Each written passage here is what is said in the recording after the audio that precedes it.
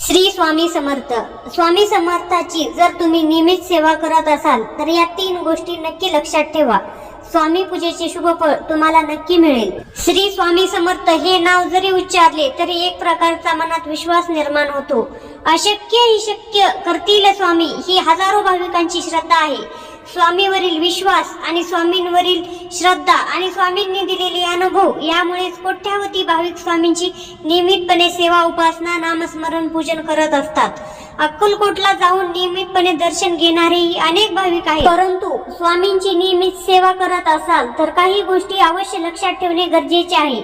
या गोष्टी आचरणात आणल्यास स्वामी पूजा आणि स्वामी सेवेचे शुभ फळ अधिक चांगल्या पद्धतीने मिळू शकते अशी मान्यता असल्याचे सांगितले जाते. अनेकदा आपण नियमित सेवा, उपासना, नामस्मरण करत असलो तरी त्याचे फळ आपल्याला मिळत नाही. याबाबत मनात शंका निर्माण होते. गोष्टी सकारात्मक का घडत नाहीत असे वाटू लागते. त्या गोष्टी सातत्याने घडू लागल्या की नकारात्मकता निर्माण होऊ लागते. मात्र असे घडत असेल तर स्वामींवरील विश्वास कायम ठेवावा असा सल्ला दिला जातो. आपण जे करतो ते अधिकाधिक प्रामाणिकपणे करावे असे सांगितले जाते. तसेच आपल्याकडून काही चूक होत नाही याबाबत चिंतन करून स्वामी सेवा सुरू ठेवावी असे म्हटले जाते.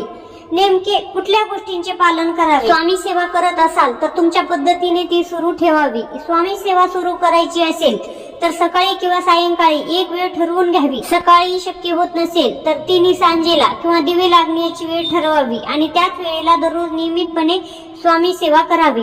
एकदा वेळेचा मनात संकल्प केला की काही झाले तरी ती वेळ चुकवू नये. त्यावेळी स्वामी समर्थाची मूर्ती किंवा फोटो समोर ठेवावा. देवासमोर दिवा लावावा. स्वामींना दिवा अर्पण करावा. त्यानंतर धूप दीप लावावा.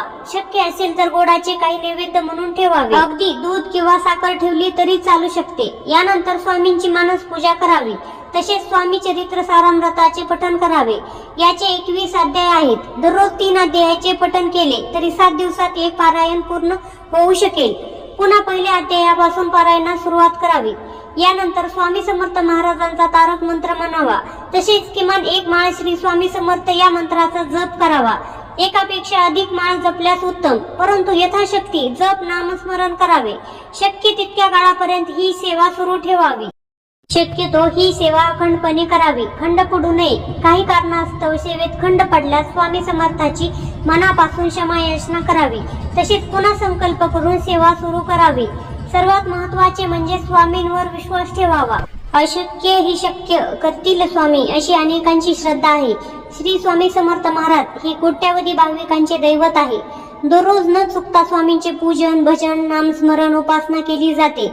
अगदी हजारो घरांमध्ये स्वामी ग्रंथांची पारायणे केली जातात. देशात स्वामींचे मठ, मंदिरे आहेत. या मठात जाऊन स्वामींचे दर्शन घेणे, स्वामींच्या आरतीला उपस्थित राहणे, गुरुवारी विशेष करून स्वामींचे दर्शन, पूजन, नामस्मरण करणे असा अनेकांचा संकल्प असतो.